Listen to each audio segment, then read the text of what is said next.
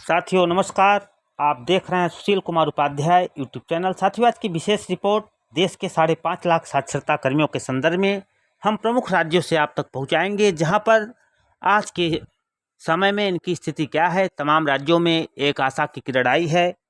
जैसा कि आप लाइव स्क्रीन पर देख रहे हैं, लगातार साक्षरता कर्मी संघर्ष कर रहे हैं। उनके बहाली की उम्मीद मध्य प्रदेश, बिहार, राजस्थान और छत्तीसगढ़ में जगी है, लेकिन अभी तक जिस तरह से इन साक्षरता कर्मियों का दोहन सरकार करके केवल वादा खिलाफी का काम किया है, निश्चित तौर पर साथियों आने वाले चुनावी वर्ष को देखते हुए हमें लगातार प्रयास करना होगा। निश्चित सफलता हमारी कदम चूम सकती है। आज की हम विशेष रिपोर्ट आप तक पहुंचाएंगे। मध्य प्रदेश में सत्तारूढ़ पार्टी के बगावत और वर्चस्व की जंग के बीच कांग्रेस के सर्वे ने उड़ाई है भाजपा की नींद।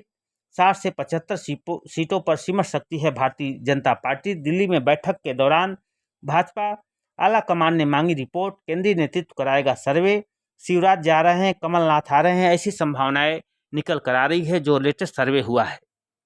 जिस तरह से कमलनाथ साक्षरता कर्मियों को अपने घोषणा पत्र में रखने के साथ साथ बहाली की बात किए हैं, जो आंकड़े भोपाल मध्य प्रदेश से आ रहे हैं वह चौंकाने वाले दिखाई पड़ रहे हैं। तो निश्चित तौर पे आने वाला समय साक्षरता कर्मियों का हो सकता है यदि आप प्रयास करते हैं तब। जैसा कि लाइव स्क्रीन पर देख रहे हैं, लगातार साक्षरता कर्मी कांग्रेस पर दबाव बनाए हुए हैं और कांग्रेस का कहना है कि हम साक्षरता कर्मियों को हमारी सरकार आने पे बहाल करेंगे, जिससे अब इनके वर्चस्व की लड़ाई में तमाम पार्टियां इनके तरफ कदम से कदम मिलाना शुरू कर दी है। मध्य प्रदेश की जो तस्वीर है, जहां पर मध्य प्रदेश में सत्तारूढ़ पार्टी में बगावत और दिग्गज नेताओं के वर्चस्व के बीच कांग्रेस का एक सर्वे सामने आया है। इस सर्वे के अनुसार प्रदेश में कांग्रेस की सरकार बनने का दावा किया जा रहा है। वहीं भारतीय जनता पार्टी को 60 से 75 के बीच सिमटने का अनुमान लगाया जा रहा है। यह सर्वे सार्वजनिक होने के बाद प्रदेश की राजनीति में गर्मा गई है। सूत्रों का कहना है कि दिल्ली में आला कमान ने बैठक के दौरान मध्य प्रदेश के नेताओं से इस संदर्भ में फीडबैक मांगा है। साथ ही भाजपा का केंद्रीय नेतृत्व अपनी और प्रदेश की सभी 230 सीटों पर सर्वे कराएगा। दरअसल रविवार को मध्य प्रदेश कांग्रेस ने अपने ट्वीट हैंडल पर इस सर्वे रिपोर्ट को जारी करते हुए प्रदेश में कमलनाथ सरकार बनने की बात कही है।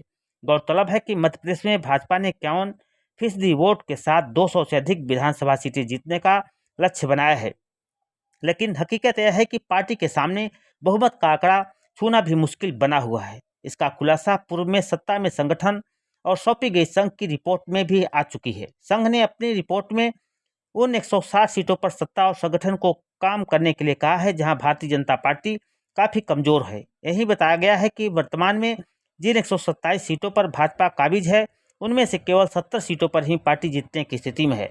रिपोर्ट की माने तो भाजपा वर्तमान समय में 100 सीट भी नहीं जीत रही है।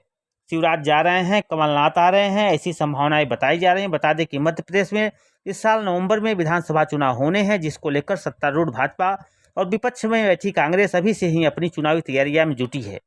चुनाव से पहले पार्टियों ने विधानसभा सर्वे कराना भी शुरू कर दिया है। कांग्रेस सूत्रों का कहना है कि इस कड़ी में पार्टी ने प्रदेश के सभी 230 विधानसभा सीटों का सर्वे कराया है। यह सर्वे कर्नाटक चुनाव के बाद का है। सर्वे 16,779 लोगों ने अपना मत दिया है, जिसमें प्रदेश में भारतीय जनता पार्टी को 60 से 75 के बीच ही सीटें मिलने का दावा किया गया है। इस सर्वे को जारी करते हुए कांग्रेस ने लिखा है कि शिवराज जा रहे हैं, कमलनाथ आ रहे हैं, आधे से अधिक विधायक खतरे में हैं। गौरतलब है कि उधर भाजपा ने अभी तक 3 सर्वे संघ ने कराए, आधा दर्जन सर्वे करवाया है, जिसमें भारतीय जनता पार्टी की स्थिति साल दर साल कमजोर होती जा रही है। यही कारण है कि भाजपा बड़े पदाधिकारियों के साथ ही संघ के नेतृत्व को फोकस मध्य प्रदेश पे है। प्रदेश में सरकार और मंत्रियों के खिलाफ जबरदस्त इनकम्बेंसी है। इसको खत्म करने के लिए पार्टी और संघ के कई कार्यक्रम बनाकर सक्रिय किया है, लेकिन इसके बाद भी स्थिति सुधरने का नाम नहीं ले रही है। एक तरफ मध्य प्रदेश में भाजपा गुजरात की तरह रिकॉर्ड जीत हासिल करने के फार्मूले पर काम कर रही हुई, दूसरी तरफ संघ ने जो रिपोर्ट सौंपी है उसमें कहा गया है कि पार्टी प्रदेश के 230 में से 160 सीटों पर कमजोर है। दरअसल साल 2018 के आम चुनाव में नंबर गेम पिछड़े भाजपा उस समय विधानसभा चुनाव में हारी हुई थी। 103 सीटों को जीतने की रणनीति बनाकर काम कर रही है, लेकिन संघ ने भाजपा को कब्जे वाली पर 57 सीटों भी कमजोर बताकर पार्टी की चिंताएं बढ़ा दी है। अब भाजपा के सामने बहुमत तक पहुंचने के लिए 160 सीटों में से 47 सीट जीतने की चुनौती है।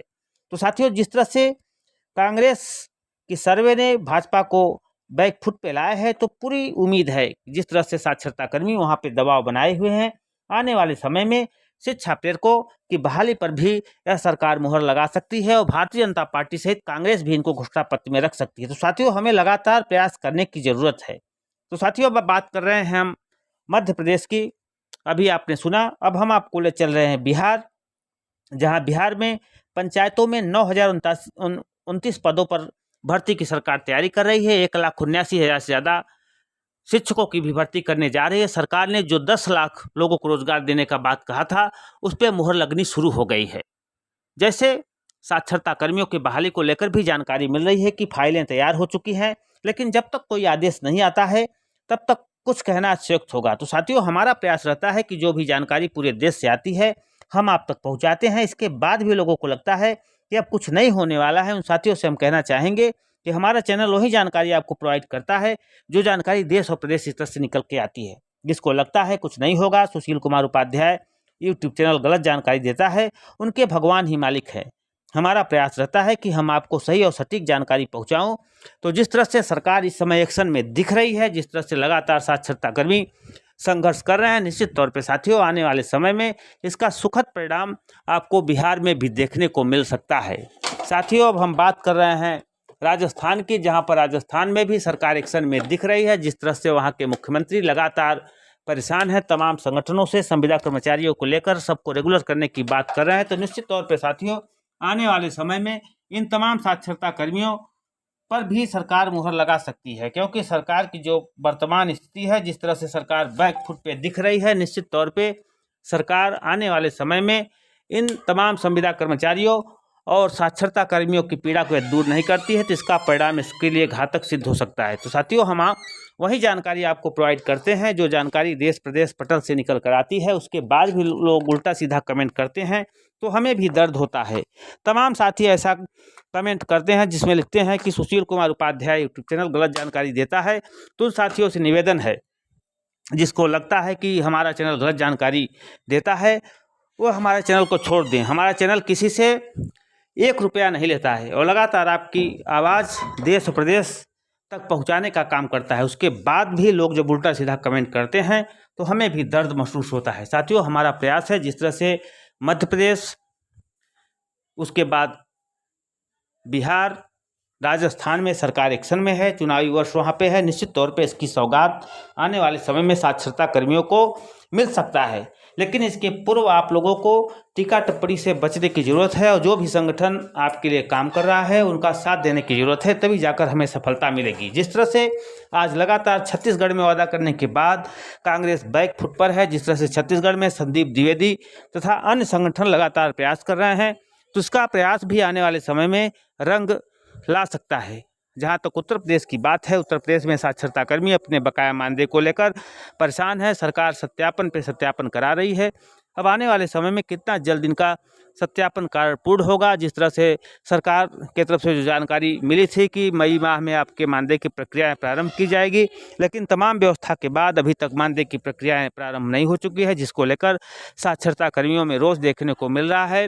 साक्षरता कल्याण समिति के प्रदेश अध्यक्ष सत्यवान वर्मा पूर्व में भी ऐलान कर चुके हैं, आने वाले जून माह में बड़ा आंदोलन आपको देखने को मिलेगा। सरकार इनका बकाया मानदेय नहीं देती है तो इनके द्वारा आत्मदाह की भी तैयारी की जा सकती है। साथियों, तमाम जगह से पॉजिटिव रिपोर्ट है। चुनावी वर्ष को देखते हुए आप लोगों को संघर्ष करने की जरूरत है। निश्चित साथियों, आने वाला समय सफलताओं का कदम चूम सकता है। धन्यवाद।